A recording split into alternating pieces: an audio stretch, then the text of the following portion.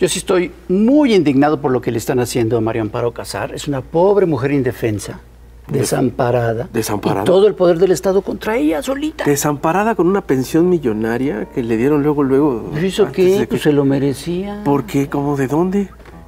Y es la primera que se queja de las becas para las personas adultas mayores. Bueno, pero ella ya tiene su pensión del bienestar. De bienestar de 120 y pico mil mensuales y... A ver, ¿qué les parece si para aclarar el asunto invitamos a alguien que ha investigado el caso? ¿A quién? Ni más ni menos que Nancy Flores. Ah, sí, está bien. Aquí ya llegó. Mira. ¡Oh! ¡Nancy! Nancy Flores, bienvenida.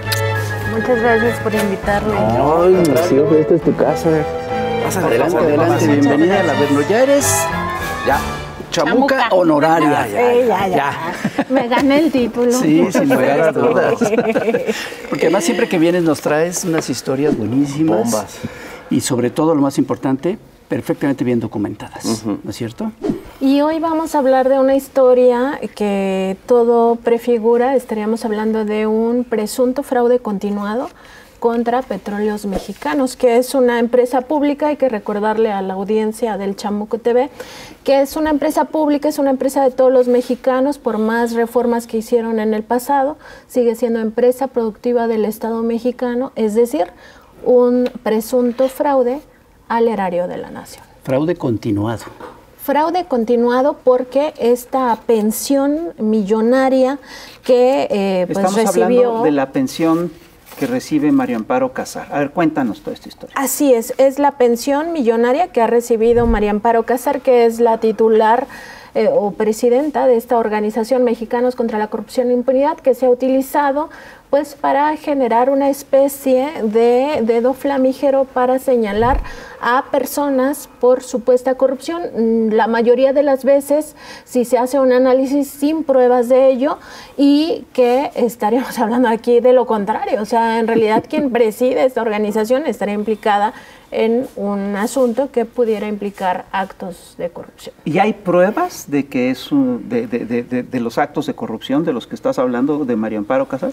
Hay muchas pruebas. O sea, este es el expediente que tiene en su poder Petróleos Mexicanos, que hizo público.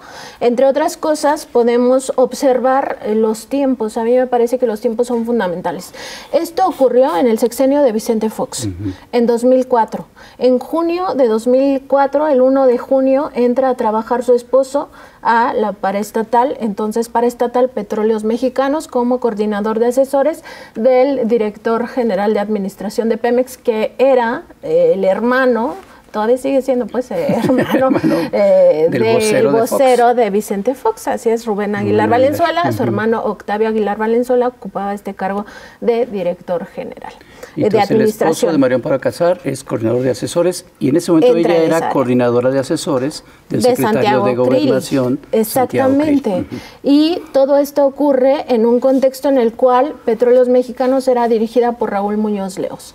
Raúl Muñoz Leos sale en noviembre de 2004 de esta paraestatal, acusado de actos de presunta corrupción también, que implicaban a los hijos de Marta Sagún. Es decir, es un momento donde Petróleos Mexicanos vivía una etapa de muchísima corrupción. Es el caso Oceanografía, ¿no? El caso Oceanografía, exactamente. Y estamos hablando de estas expediente muy grande, más de 370 fojas, donde consta pues justamente esta historia. Entra el 1 de junio de 2004 y se quita la vida, porque así lo decide, el 7 de octubre de 2004. Solamente estuvo estos 4 meses laborando y a partir de estos 4 meses es lo que le asignan esta pensión millonaria a ella y a sus hijos. Las pruebas están aquí, hay documentos que ella firma en 2019, directamente va a Petróleos Mexicanos. En 2023 ella asiste a Petróleos Mexicanos para decir que necesita seguir cobrando esta pensión. Están estas pruebas del pago de la pensión post-mortem de ella, también de sus hijos. Eso llama mucho la atención, y este documento a mí me parece muy revelador, ¿Por qué? Porque estamos hablando de que ella desde 2004, desde el siguiente día, 8 de octubre de 2004, empezó a recibir esta pensión hasta febrero de 2024. 20 años prácticamente.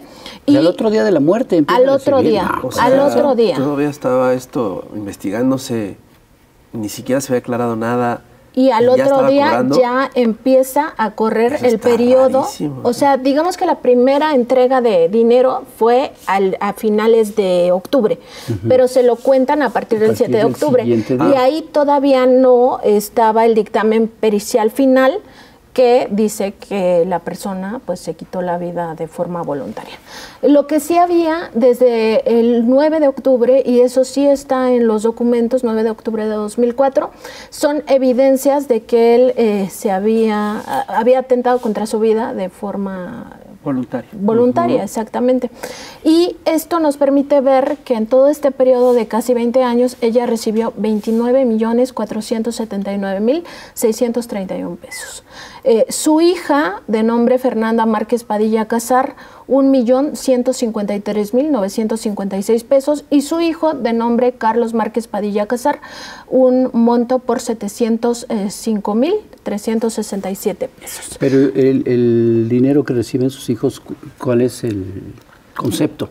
El concepto sigue siendo pensión post-mortem, porque ellos argumentan ante Petróleos Mexicanos, y estas prestaciones se entiende que ya no existen, que seguían estudiando en el ITAM. Entonces este dinero se emplea para pagarles sus colegiaturas en el ITAM, que es esta universidad de corte neoliberal. Ellos estudian economía, ambos, su licenciatura y su maestría, con cargo al erario de la nación. En total ellos suman más de 1.800.000 pesos. Bueno, es su beca para el bienestar. O sea. Pues sí, su beca para el bienestar en una universidad privada, sin que le digan al pueblo, porque mucho de esto, hay que recordarlo, Mexicanos contra la Corrupción e Impunidad, Claudio X González, la propia María Amparo Casar, lo que se supone que luchan es por la transparencia, ¿no? Y siempre nos están diciendo que la transparencia es el gasto gubernamental. Esto es un gasto del erario de la nación. Esto lo pagaron los mexicanos y las mexicanas. Y no sabíamos qué hay aquí de relevante: el derecho humano a la información. El pueblo de México tiene derecho a saber cómo se gasta su dinero. Y esto se pagó con dinero del pueblo de México. Eso también nos tiene que quedar muy claro. Y que no tenían, de acuerdo con las reglas de Petróleos Mexicanos vigentes en aquel momento, no tenían derecho a estas pensiones post-mortem. Esto es muy importante porque donde se aplicaba esta prestación que existía en aquel momento, en situaciones donde el trabajador muriera accidentalmente o por muerte natural, porque a uno, claro, en su centro de trabajo le puede dar un infarto y te mueres. O sea, no es que tú estuvieras buscando morirte ahí en tu trabajo, pero sucedió, o accidentalmente. En esos escenarios sí correspondía la persona aquí, prácticamente entra, y a ese mismo mes, es que todo es muy turbio, ese mismo mes, en junio de 2004, le asignan 2 créditos, 2 préstamos de dinero público, uno por más de 460.000 pesos de corte administrativo, otro para un automóvil de más de 250.000 pesos. ¿En qué empresa pasa eso? Bueno, entra, le otorgan los créditos, le pagan de más. Eso también está en el expediente. Hay pagos que se hicieron de más en ese periodo, que recibía su quincena y de repente le llegaba un piquito más, ¿no? Así, a un error administrativo. Bueno, eso también ocurrió, y en esos 4 meses él elige quitarse la vida en esas condiciones, y todos los demás, que era la administración de Raúl Muñoz Leos, que sale por corrupción, deciden entregarle esta prestación sin tener el peritaje final, y a pesar de que los primeros peritajes ya indicaban que fue suicidio. Aquí hay una cosa que es interesante, es un momento en el cual la administración de Fox en realidad estaba recargándose en Petróleos Mexicanos, dejó de invertir en la paraestatal, le sacaron todo lo que pudieron. Entiendo que de cada peso que ingresaban le cobraban 8 pesos de impuestos, pero además de cada peso que ingresaban, ingreso real eran 20 y tantos centavos o 17 centavos, y el resto era endeudamiento. todo indica que están desmantelando la empresa, la estaban ordeñando, la estaban saqueando. Totalmente. Es el periodo en el que recibió Pemex ingresos extraordinarios que se perdieron, ¿no? Y esto te habla básicamente de una lógica de saqueo. Ahora, es curioso porque ¿es legal que alguien reciba una pensión cuando hay un suicidio? No es legal. O sea, las reglas de Pemex eran muy claras y en ese caso no procedía. Por eso había una urgencia de que se investigara como homicidio. O sea, primero no pasó lo del accidente. Quien empieza a decir lo del accidente es justamente su jefe, el hermano del vocero de la presidencia, Octavio Aguilar Valenzuela, es el primero que empieza a manejarlo del accidente. En esta declaración, ¿que salía a fumar o no sé qué? Sí, en esta declaración dice que los hechos tuvieron que ser un lamentable accidente, exacto, ya que el licenciado Márquez Padilla acostumbraba a sentarse en el filo de la ventana de su oficina de espaldas para fumar y el humo se saliera por la ventana, cosa que no se puede acreditar de esa manera. Los peritos de aquel momento y el propio Bernardo Batis ya acaba de aclararlo recientemente, que las ventanas no permitían esta situación y esto tiene que ver con la seguridad de las propias instalaciones. Si no, imagínense cuántos accidentes ocurrirían porque alguien va y fuma en el filo de la ventana. Sí. Además, hay un dato adicional, en aquel año 2004 ya estaba prohibido fumar dentro de las instalaciones de Petróleos Mexicanos. Entonces habría... Por eso salía a fumar. Hizo maniobras, es que también decían que hizo maniobras, por eso hay también testimonios de que sí hizo maniobras para tratar de lograr qué maneras tan complicadas de fumar. Pero también el dato de que le encontraron una libreta en la mano, una de las manos. Un papel con estados de cuenta, con montos, con números. Sí, eso también hay en versiones periodísticas. Lo que está en esta declaración, y me parece muy importante, de Octavio Aguilar Valenzuela, entonces director corporativo de Administración de Petróleos Mexicanos, es otra figura que se identifica como parte del modelo de la corrupción, que es el amiguismo. Justamente obtener cargos por amiguismo, que te metan a trabajar, y eso se refleja aquí porque él declaró que conoció a Márquez Padilla, el esposo de María Amparo Casar, en el año 2000, porque su hija se hizo amiga de la hija del licenciado Márquez Padilla. Eso aquí y en Roma se llama amiguismo. Claro. Una pregunta, pero el hecho de que María Amparo Casar fuera jefa de asesores del secretario de Gobernación, ¿puede haber sido un factor para agilizar los trámites? ¿Es posible contemplar esta hipótesis?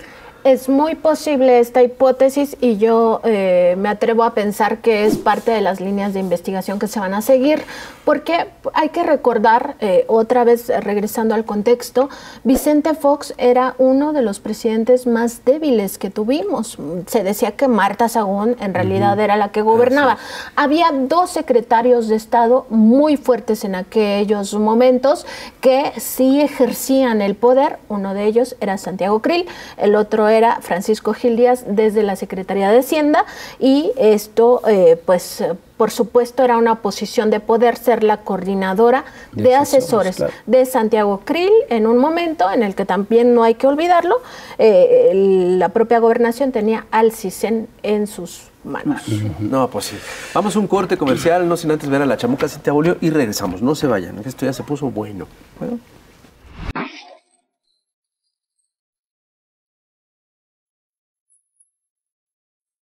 Querido electorado, andamos existenciales. La verdad es que no sabemos quiénes somos y hacia dónde vamos, pero sí que sabemos de dónde venimos. Muy feliz 10 de mayo a la Santísima Madre de la Humanidad entera, la costilla de Adán. Ese que llaman creador solamente creó a dos originales con barro. Varón y hembra les creó, dice, y Lilith primera salió también, que pronto armó su sindicato de una contra la opresión machina y abandonó a Adán, de cuya costilla madre surgió Eva, la segunda mujer. En este cuento cómico, bíblico y patriarcal, el Adán paridor en algún momento se iba a quedar sin costillas, se iba a andar todo flácido. ¿O no? Mejor encargarle a Eva la producción de gente a la antigüita. Ay, con dolor y como castigo por querer saber más. Del incesto ni hablamos. Pero si lo de la costilla iba muy bien, hubieran seguido pariéndonos. Narrativas machinas aparte, las religiones anteriores, como la egipcia, tenían una mayor conexión con la realidad, con su Santísima Trinidad conformada por la Madre, el Padre y el Hijo. En fin, no nos imaginamos a la costilla de Adán sufriendo violencia obstétrica o perdiendo ascensos profesionales. Si el Padre fuera divino como en el cuento y nos diera la vida con sus costillas madres, su licencia de maternidad seguro que sería más extensa y generosa. Pero ni tú, ni yo, ni nadie sale de una costilla, se sabe. Las mujeres parimos a toda la humanidad y se nos carga todo el trabajo de cuidados en su beneficio. Por ello, es justo exigir que se amplíen las ayudas estatales, el acceso a guarderías, la abolición de la explotación reproductiva, etc. Que las ciudades sean madre-friendly al desestigmatizar a la leche materna, es así, santa, al instalar cambiadores en todos los baños, al modificar los horarios laborales en pro de la crianza. Que sí se pueda y va nuestro reconocimiento y agradecimiento a las mamaces, hoy y siempre. Y hablando de los padres que no paren, pero dan misa dominical después de consumir su ración de cocaína y Viagra, querido electorado, les aconsejamos erradicar su doble moral, su pederastia y su injerencia ilegal y o casualidad derechosa en las elecciones. Chaito. Y seguimos aquí en el Averno platicando ni más ni menos que con Nancy Flores, que nos trae una información muy importante sobre el caso de María Amparo Casar. Me llama la atención que la presidenta de una asociación que se llama Mexicanos contra la Corrupción, que ha criticado la corrupción en Pemex, que ha estado abiertamente en contra de los apoyos populares y en contra de las pensiones para los adultos mayores, ¿sí? Que son pensiones de 6,000 pesos, ¿no? Haya incurrido en recibir una pensión indebida por parte de Petróleos Mexicanos. Y millonaria. ¿No es esto verdaderamente un acto profundo de hipocresía? Puede ser un acto de hipocresía, puede ser algo que los refleja a todos ellos que están en esta cúpula oligárquica, que creían que México era un botín para ellos, que ellos tenían derecho a eso, de cinismo brutal.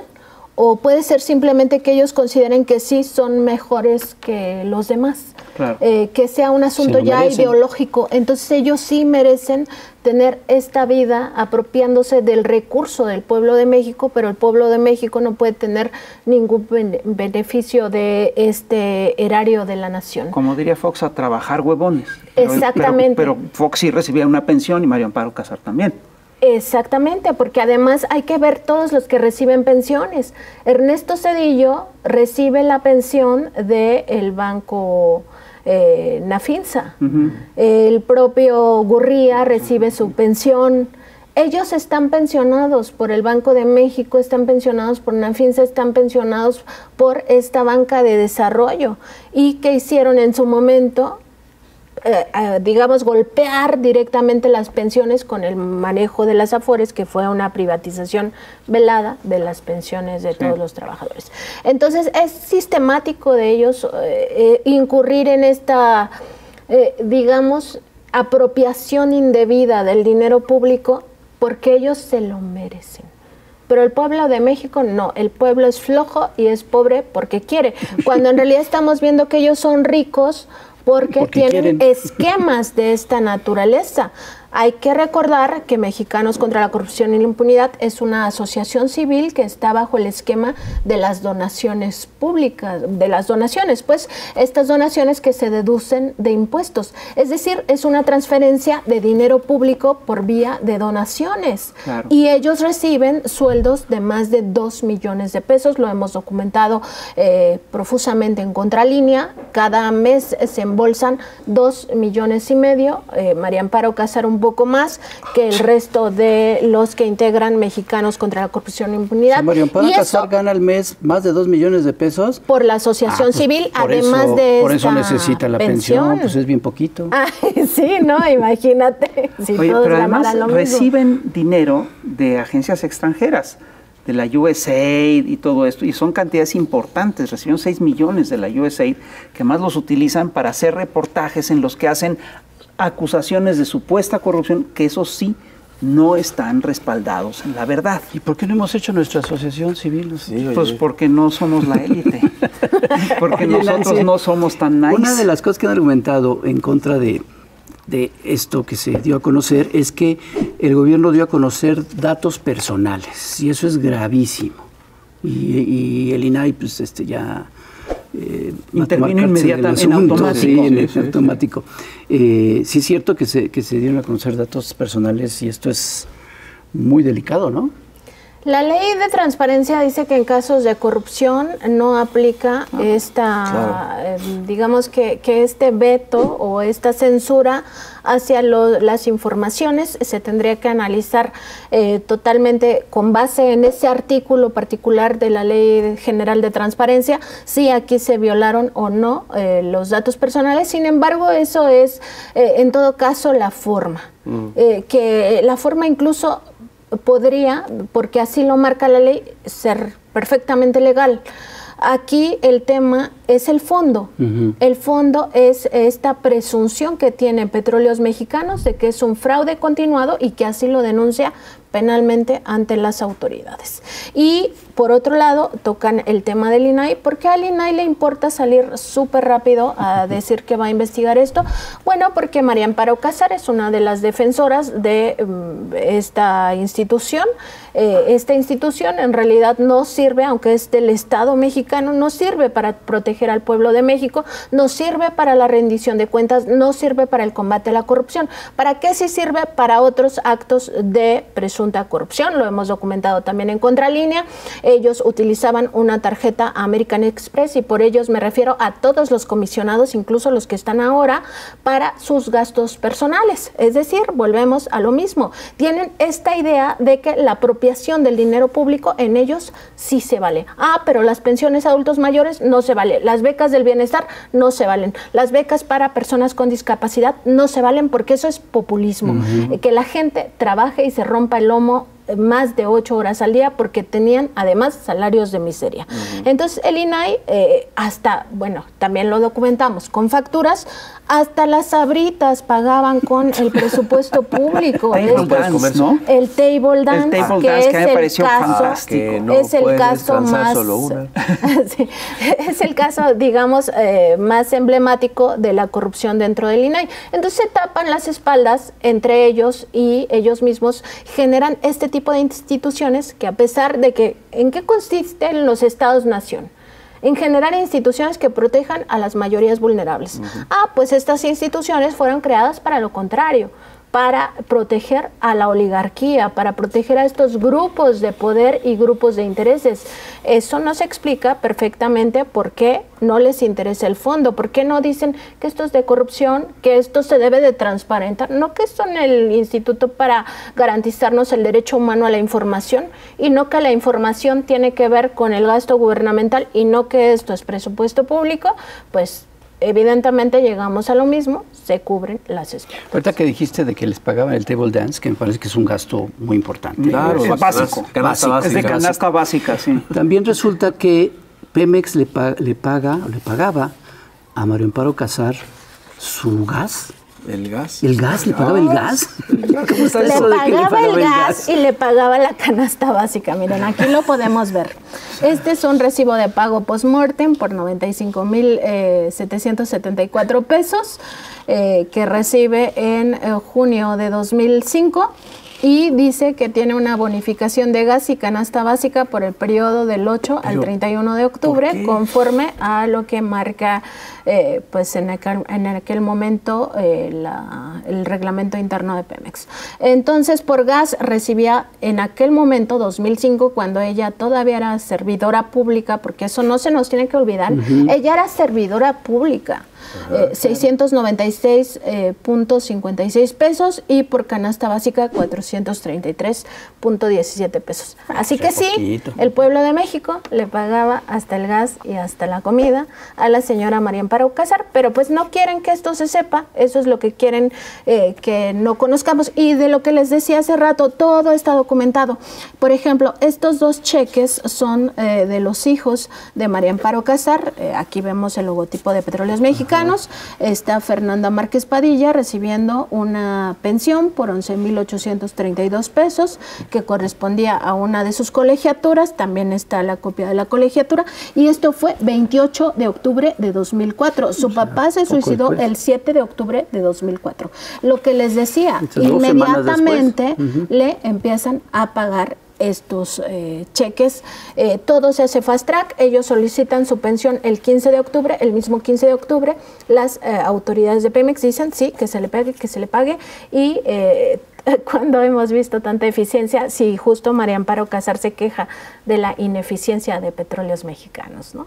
No, pero muy efectiva y muy rápida, aquí, ¿no? Sí, pronta y expedita. Exactamente. Aquí muy rápido. Lo que veo es que hay quien plantea que estamos ante un caso absurdo en el cual todo el poder del Estado se está aplicando en contra de una mujer indefensa. ¿Es el caso? No es una mujer indefensa. Detrás de toda ella está del aparato ideológico de la oligarquía, el aparato ideológico del sector económico, que son los medios de comunicación. Y ya estamos aquí de vuelta en El Chamuco TV, ahora en el Plus de YouTube, y seguimos platicando con la gran periodista de Contralínea, Nancy Flores. Y nos estábamos platicando sobre la corrupción en Mexicanos, contra la corrupción y la impunidad. Y también vimos una conducta que no nos sorprende nada, que es la de los clásicos abajo firmantes, que defienden la teoría de que es una venganza, de que esto es en contra de una pobre madre desamparada, bastante aparada. ¿Y qué opinas al respecto? Los abajo firmantes son una figura que sigue reproduciendo este mismo modelo de apropiación del dinero público. O sea, podemos encontrar ahí a un Aguilar Camín, que nosotros también le hemos publicado muy constantemente, porque tenemos que tener memoria colectiva. Eso es muy importante para el pueblo de México. O sea, conocer nuestra historia es fundamental. Pues intelectual, si le podemos llamar así, también algunos le dicen periodista. Yo creo que el periodismo solo se puede hacer desde la ética y desde la honestidad. De otra manera no es periodismo. Y en ese sentido, pues encontramos estos cheques que le pagaba Carlos Salinas de Gortari de la llamada partida secreta. Hay cartas, está todo documentado, no las traje impresas, pero pueden ir tanto a Contralínea como a mi cuenta de Twitter, donde constantemente recordamos eso para tener esta memoria colectiva, donde él le rogaba prácticamente que le dieran más presupuesto, que no tenía el trabajo terminado, ¿no? Pero pues que ya sus finanzas andaban mal y entonces que por favor le dieran más dinero. Ese es dinero público. Y también salía de la partida secreta y salía del erario de la nación, es decir, del dinero del pueblo. Lo mismo con otros abajo firmantes, o sea, ahí está quien, Castañeda, hay que recordarlo, fue hasta secretario de Estado. Es que todos ellos creen que el dinero público es un botín o que las instituciones son un botín y que ellos sí tienen el derecho. Yo no estoy tan segura ya que sea solo cinismo, sino tal vez ya es un asunto de pensamiento, de ideología, de creer que ellos sí son los importantes, los que se lo merecen, porque ese es el mismo modo de operar de la Suprema Corte de Justicia de la Nación. O sea, esta forma de apropiarse de los recursos, pero además de actuar por encima de la voluntad del pueblo, de la voluntad democrática, de la propia democracia. Entonces, por eso yo lo que consideraría es que los abajo firmantes están más bien muy, digamos, conscientes de que en cualquier momento un expediente similar pudiera salir por ahí. Sí, porque yo no creo que sea el único caso. No. Por ejemplo, y lo único, ya no digamos en Pemex, sino en todas las dependencias del gobierno de toda esa época neoliberal, ¿no? Seguramente ha de haber muchos casos y muchos o algunos de los abajo firmantes o gente similar ha de estar implicada, ¿no? Nos toca investigarlo, pero claro, o sea, el pueblo tiene derecho a saber, eso es lo más importante. Sí, o sea, aquí hay un tema de transparencia, de rendición de cuentas, de apropiación presuntamente indebida de recursos públicos por más de 31 millones de pesos en el caso de las pensiones, una de ellas vitalicia, las otras pensiones post-mortem, para pagar la institución esta privada ITAM, en el caso de las colegiaturas de estos dos jóvenes, por solo 4 meses de servicio del padre, que el padre decide quitarse la vida, que no les correspondía de acuerdo con la reglamentación de Pemex, pero a esto hay que sumarle otros 17.6 millones, 17.634.919 pesos, que es justamente el seguro de vida. En total estaríamos hablando de un presunto fraude continuado por más de 48 millones de pesos. Además hay una cosa que tú estás señalando, la aseguradora pagó inmediatamente. Normalmente las aseguradoras se tardan mucho en pagar este tipo de cosas, hacen investigaciones. En un caso así, pues por lo menos esperarse. Sí, claro, a que salgan los dictámenes. ¿Qué te podría explicar que una aseguradora, creo que es Banorte, pagara con esta celeridad este proceso? ¿Había una relación de la aseguradora con la empresa o algo así? ¿Un contratote o qué? Había un contrato millonario porque esta es la aseguradora que contrata Petróleos Mexicanos para asegurar a todos sus trabajadores. ¿Eso qué significa? Bueno, si este seguro dio por solo 4 meses de servicio 17 millones, imagínense los trabajadores que tenían 20 años de servicio, que también estuvieran en una situación donde la propia petrolera les pagaba su seguro, pues es un contrato multimillonario. Y tenemos evidencia de que desde el 9 de octubre, porque esto forma parte del expediente y tiene que ver con la cronología de cómo fueron ocurriendo las cosas. Obra requerimiento a servicios periciales para intervención de peritos en materia de criminalística de campo en base a expediente, intervención solicitada en fecha 9 de octubre y dictamen en el cual se rindió en fecha 10 de octubre, 10 del mes del año en curso, o sea, de 2004, en el que los peritos concluyen que en razón de no existir huellas de violencia en el lugar de los hechos, se descarta la intervención de otros sujetos distintos al occiso. Y por las características de las lesiones y forma en que ocurrieron los hechos, se deduce que los hechos fueron maniobras propias de un acto suicida. Es decir, desde el 10 de octubre ya se tenía, desde el 9 pues que fue este peritaje, pero desde el 10 de octubre ya se tenía certeza que fue un suicidio. Esto ocurrió el 7 de octubre, estamos hablando de 3 días después. A pesar de ello, este cheque lo emite Banorte, en efecto, que es la aseguradora de Petróleos Mexicanos, el 19 de noviembre de 2004. Una de las defensas que se hace de María Amparo Alcázar es que es de muy mal gusto sacar el tema del suicidio porque ella no estaba enterada. ¿Es creíble? Como todo México estábamos enterados y ella no. Pues, bueno, ¿es creíble?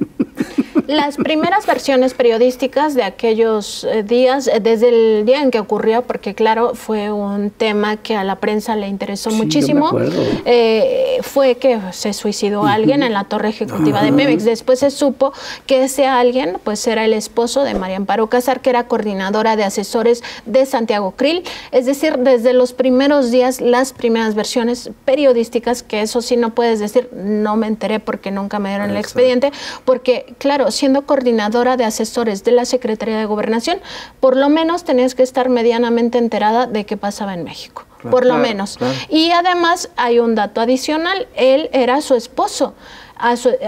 Después de que no pegó esta versión de que fue accidente, porque claro, ya había demasiadas evidencias de que no pudo ser accidente, porque justo las medidas de seguridad en un edificio de esta naturaleza tienen que ser máximas para que la gente no se esté cayendo de las ventanas en cualquier momento. Se pone a fumar con la ventana abierta. O por cualquier situación, porque uno se acerca a la ventana para abrir las cortinas y entonces si tiene una pésima seguridad, pues te vas y te matas, ¿no?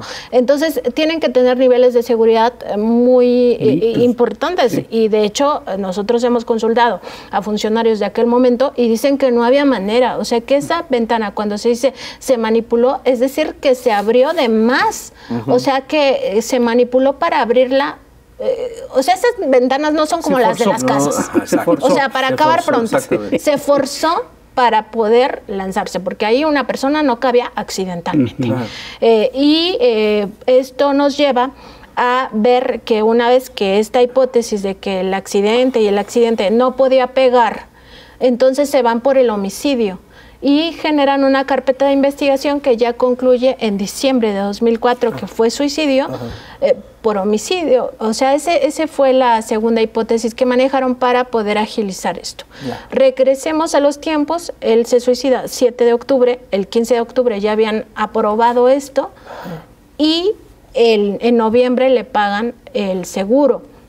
En diciembre sale el peritaje final, ahí ya había cambiado el director de Pemex, ya estaba otro director general y aún así mantuvieron la pensión, que es Luis Ramírez Corzo, otro personaje que después fue vinculado a hechos de presunta corrupción. Entonces, aquí lo que tenemos es que si la señora María Amparo Casar en aquel momento era coordinadora de asesores del secretario de Gobernación y además dice que desde entonces y desde toda la vida ha luchado contra la impunidad, ¿tú creerías realmente, o ustedes creerían, o la audiencia del Chamuco creería realmente que no le iba a importar que se hiciera justicia con su esposo si había una presunción de asesinato? Ahí tienen la respuesta de si podemos tener en cuenta que esto es de muy mal gusto porque ella no sabía. Pues ya a mí me parece que es muy obvia la respuesta también para la audiencia. No está en nuestras manos ser juez, sino más bien poner aquí a la vista los hechos, y estos son los hechos y esta es la documentación que prueba esos hechos. Hay una cosa que me escandaliza de tu reportaje. ¿Una? Sí, varias. No, pero del reportaje en sí. Yo, por ejemplo, creo que no tiene el rigor que tienen los reportajes de Mexicanos para la Corrupción. Creo que no tiene ese rigor, porque los otros reportajes yo los he visto y pues no tienen los de que no tiene el mismo rigor, no lo tiene. No lo tiene. Seguro. ¿Cómo te lo explicas? Te lo explicas porque Mexicanos contra la Corrupción y la Impunidad en realidad no es una organización que busque transparencia, rendición de cuentas, ni combate a la corrupción, ni combate a la impunidad. El caso de María Amparo Casar es ya el emblema que va a marcar a esta organización de aquí en adelante. Claro, ¿con qué cara van a seguir hablando de que ellos combaten la corrupción? Pero además, ¿con qué cara van a seguir haciendo estos montajes? Porque al final es una técnica que ellos aplican. Por supuesto, falta totalmente a la ética periodística, pero que lo han hecho sistemáticamente. Y aquí el tema es que esta organización es un grupo de presión. Es como el IMCO. Ella también está vinculada al IMCO. El IMCO no ha salido a decir nada, ¿no? Pero que no siempre están pidiendo que se separe del cargo hasta que se sepa. O sea, esa es la fórmula, ¿no? O sea, no importa que no te lo esté probando, que no haya ni un documento, que se separe del cargo inmediatamente. ¿Por qué nadie está pidiendo que se separe del cargo mientras se investiga la situación? Ah, no. ¿Por qué? Porque no les interesa el combate a la corrupción, no les interesa la rendición de cuentas. Lo que les interesa es seguir con un negocio redondo del cual se financian desde el gobierno de Estados Unidos. Exacto. Eso está aprobado, lo hemos publicado nosotros todas las facturas de la Embajada de Estados Unidos. Está aprobado que los financia la NET, que es esta organización de ultraderecha. National Endowment for Democracy. Está aprobado que los financia Kimberly Clark, que los financian otros 3 grupos empresariales que les interesa que el peligro para México no siga en el poder. ¿Cuál es el peligro para México desde su punto de vista? Pues ya quedó todavía mucho más claro. Que llegue alguien que les impida seguirse apropiando del presupuesto. Es tan peligroso que desde febrero que ya no se le paga esta pensión. Pemex ya puso una demanda, ¿no es cierto? Puso denuncias de carácter penal en donde lo que se está, digamos que la hipótesis que se está manejando o lo que está denunciando es un fraude continuado. Sí, y contra el erario de la nación, porque Pemex es de la nación. Exactamente. Pero fíjate, en todo lo que tú estás planteando, sí subyace esta idea de que hay un sector que siente que tiene todos los derechos y que el resto de la población no los debe tener. Esta es una de las constantes históricas de los sectores de la ultraderecha. la idea de que hay una élite que es privilegiada, es la casta divina, son la gente ordenada por Dios, es la raza superior, son los más eficaces, los más aptos socialmente, esto en la era neoliberal, ¿no? Pero sí implica una lógica de defensa de grandes privilegios a costa de grandes sufrimientos para las mayorías.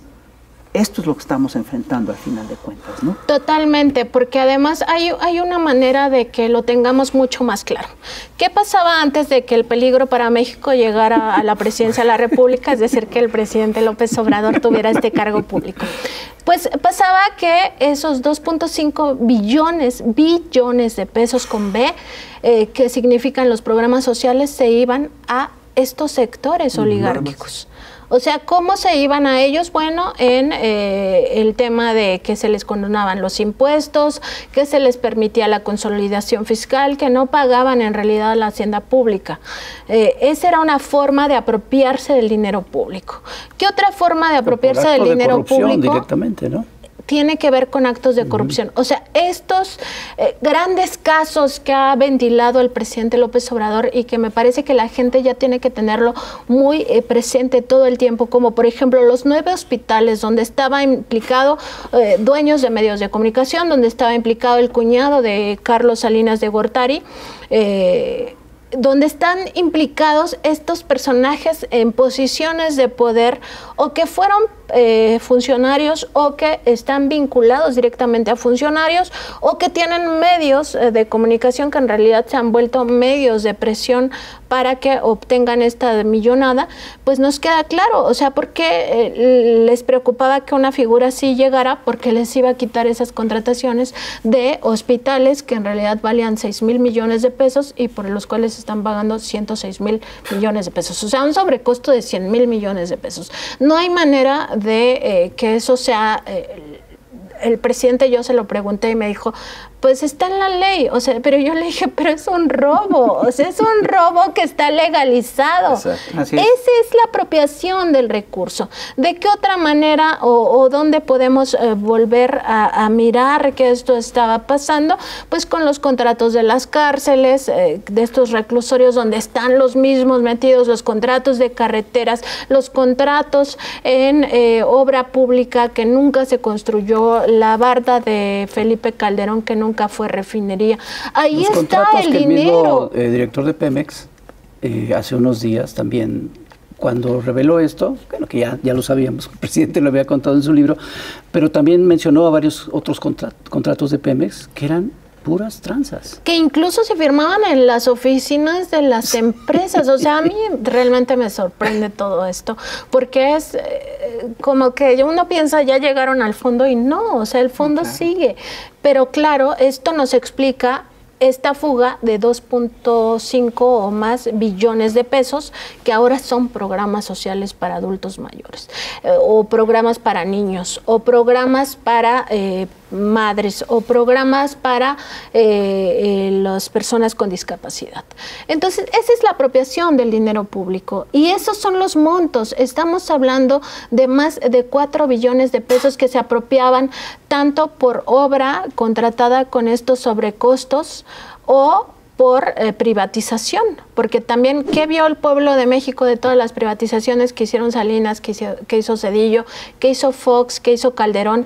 Nada, el pueblo de México nunca vio nada, porque claro, esto se quedaba en esos ultra ricos que se generaron a partir de ese régimen. Yo sí vi algo, sí vio cómo lo saqueaban. Pues claro. Y eso es brutal. Claro. Y eso yo sí creo que plantea un problema de fondo, ¿no?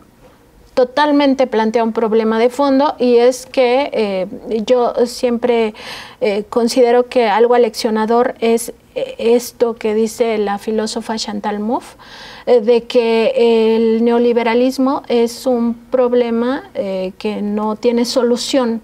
Es decir, que la oligarquía nunca va a conciliar sus intereses con los intereses de las mayorías. Claro. Ellos siempre van a querer más, o sea, que trabajes más, que te paguen menos, que ellos tengan mejores ganancias, que ellos no paguen impuestos, porque los impuestos son para mantener a los huevones, a los cabrones, a los flojos. Entonces, esto nunca va a tener solución. Ellos nunca van a conciliar sus intereses porque para ellos lo que les interesa es amasar más dinero a costa de las personas. ¿Y esto qué significa? Para las mayorías significa la muerte. ¿Muerte de qué manera? Muerte por actos de corrupción, porque las cosas que se hacen con corrupción se caen. Ahí está, por ejemplo, toda la industria inmobiliaria que en los 2 sismos de México enterraron a decenas o centenas de personas por corrupción.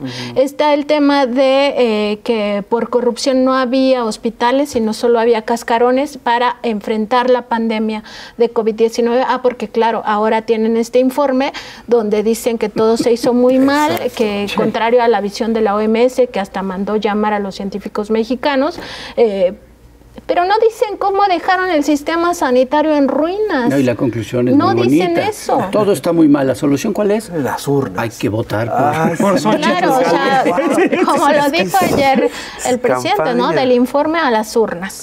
¿No?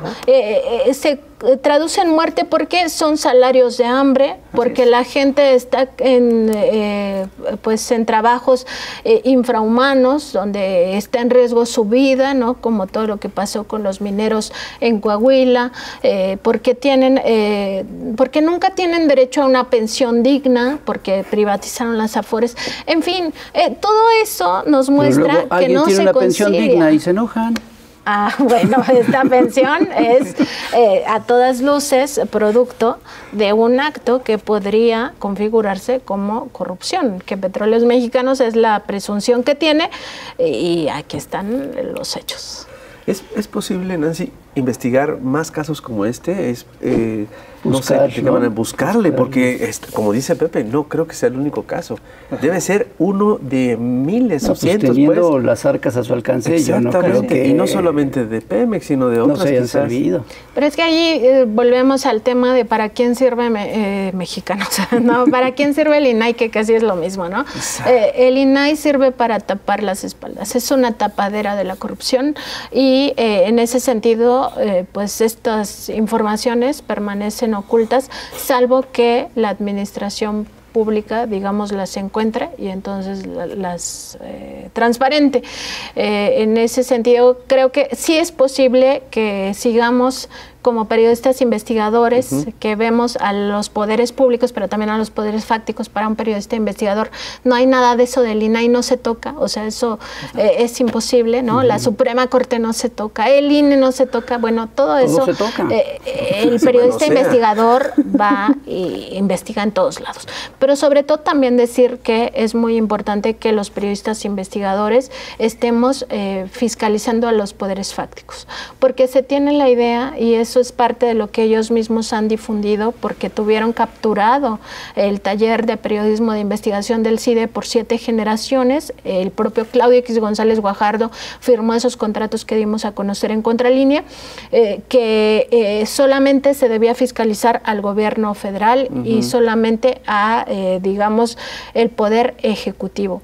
Ellos no se fijaban en el poder legislativo y en el poder judicial, y mucho menos en los organismos autónomos, y por eso se dan casos como el de el table dance. Y todavía menos en los poderes económicos. No, porque esos ya son los poderes fácticos, y eso es lo que menos les interesa, porque los poderes fácticos son los que controlan las corporaciones mediáticas y también estas organizaciones de la sociedad civil que dicen luchar por la transparencia, la rendición de cuentas. No investigan porque ellos son los poderes fácticos. Exactamente. Son parte. Exactamente.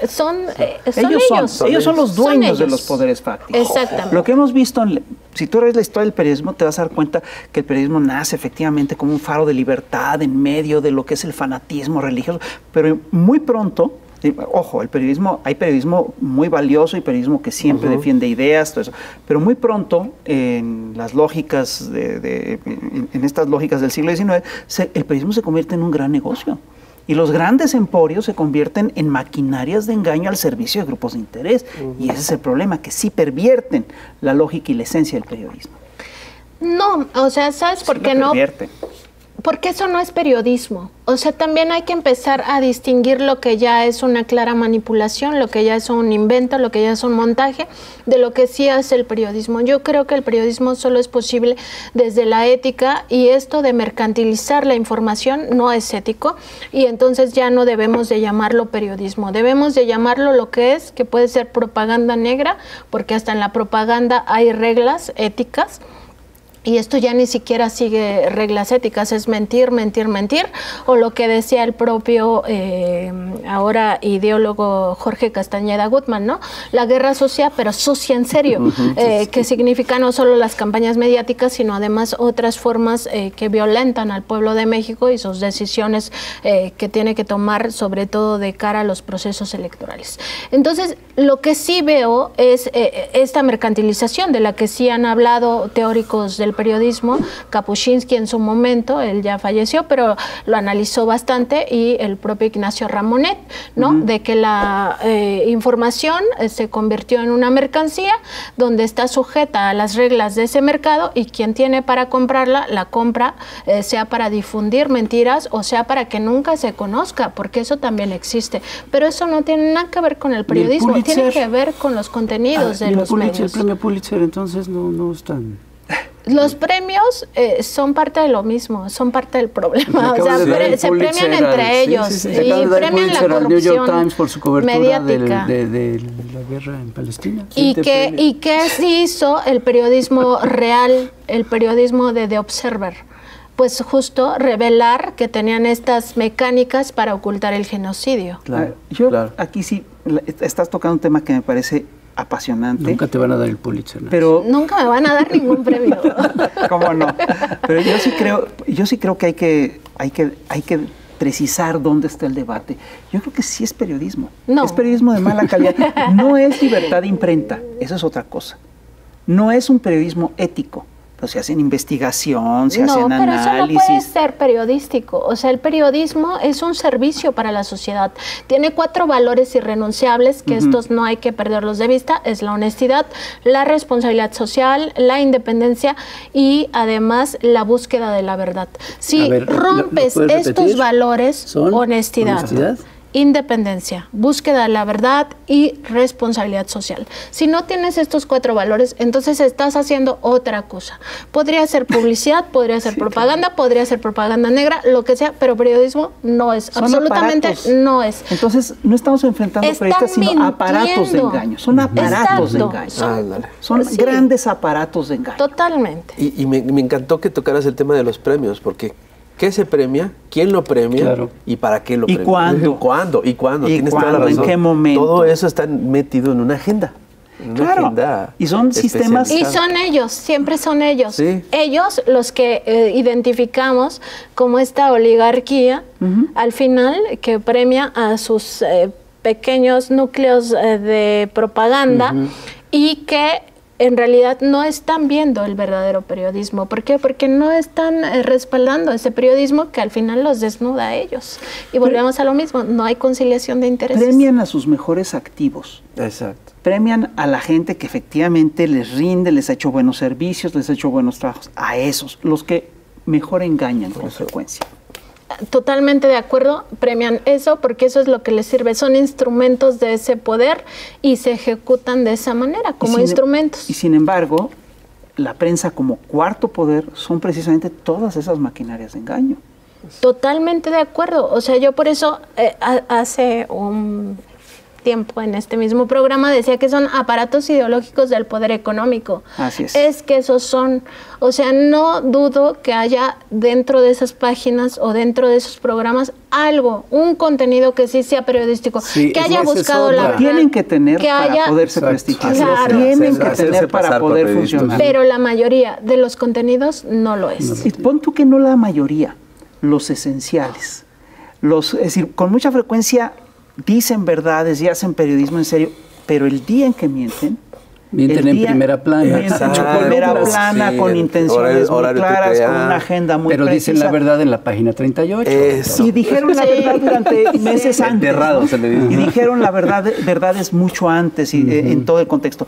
Aquí yo sí creo que hay una diferencia enorme entre lo que son los medios y que tiene que ver con la propiedad de los medios.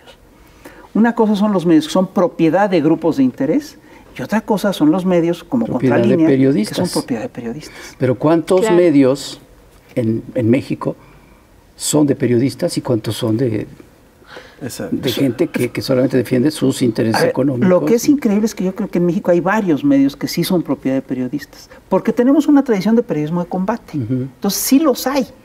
Proceso lo fue. Lo fue. La jornada lo es. O sea, de todos Contralínea los periódicos. Sentido común lo es. De todos los periódicos solamente hay uno. De todos los periódicos a nivel nacional, solamente hay uno que es de periodistas. ¿Y de los medios de televisión? Ninguno. ¿Y de la radio? Ninguno. Sentido común. No, pero... Sí. Televisión y radio, ninguno. Que yo sepa. No, ninguno. No, los que hay pues están en internet. Así es. Y si revistas, bueno, está Contralínea, Proceso... No, ya olvídalo. Ya no hablemos de eso.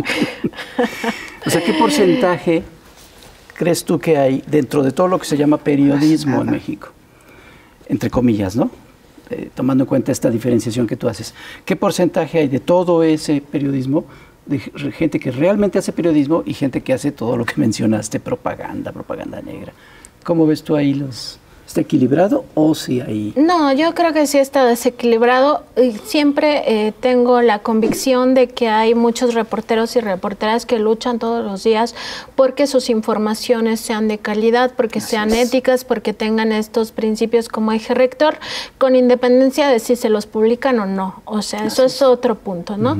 ¿Qué pasa? ¿Qué mecanismos hay en la prensa honesta o en la prensa ética? Bueno, nosotros no buscamos el prestigio personal ni nos interesa nuestro nombre en el sentido estricto de que yo lucho por ser una marca, mi nombre es una marca. No, a nosotros no nos importa eso, nos importa que la gente se informe de estos temas que son de su interés y que además en el caso específico del periodismo de investigación, que revelas algo que alguien en una posición de poder busca ocultar. ¿Qué significa esto? Que es algo que está mal, que puede ser legal, pero que es ilegítimo o es inmoral, o puede ser también ilegal, pero es algo que está mal y que daña a sectores de la población o a todo el país o a todo el planeta, ¿no? Esa característica pienso que muchos reporteros y reporteras luchan por ella. ¿Qué pasa con las maquinarias? Pues que pueden ser que lo entierren, ¿no? Hasta la última página o el final del noticiero, o ya no entró, porque esa es otra cosa, ¿no? Se nos acabó el espacio, qué lástima. Exactamente, pero sí lo teníamos presupuestado. Pero los reporteros sí luchan por eso. Claro. Yo creo que, o al menos es mi convicción de que la mayoría sí lo hace. Lo que pasa es que pues está el que recorta las informaciones o el que las tergiversa, ¿no? Y el que da las órdenes. Que no tienen ética, que no tienen... Y el dueño del medio. Que finalmente exactamente. Salinas Pliego diciendo que se dice que no se publica, William Randolph Hearst diciendo hay que instigar la guerra contra Cuba. Estos son los ejes centrales, ¿no? Sí. Nancy, así es. Pues ya nos estamos yendo. Yo te quiero preguntar algo que no tiene nada que ver con esto. Bueno, pero parece que no, pero sí. Vamos a tener una mujer presidenta, la primera mujer presidenta de toda Norteamérica. Sí, en toda la historia. ¿Qué piensas tú de eso? ¿Qué sientes tú de eso? Es muy importante, yo creo, en términos generales para el país, pues, sobre todo para las mujeres, me parece fundamental. Rompe un techo de cristal. Finalmente esto que decías que va a ser la primera mujer en nuestro país y además en América del Norte, rompe un techo de cristal muy importante. Claro, falta el trámite del 2 de junio, como ella misma lo dijo, porque yo estoy convencida que las tendencias electorales no van a cambiar. De Xochitl Gálvez. Sí. Y eso nos lleva también a ver este último punto que tocas, que es muy importante ver qué mujer llega a este cargo público.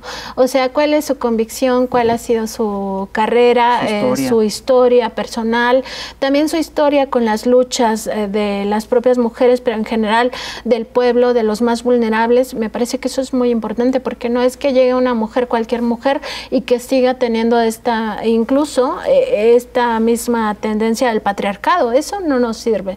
Nos sirve una mujer que justo llegue a romper todo esto que todavía está presente en muchas áreas, pero creo que es un momento estelar, como dice el propio presidente. Creo que no hay mejor momento para que esto ocurra, y también creo que ella va a tener un escenario ya muy distinto al que enfrentó el propio presidente López Obrador. O sea, esta parte de la revolución de las conciencias sí es fundamental, y además hay que continuarla.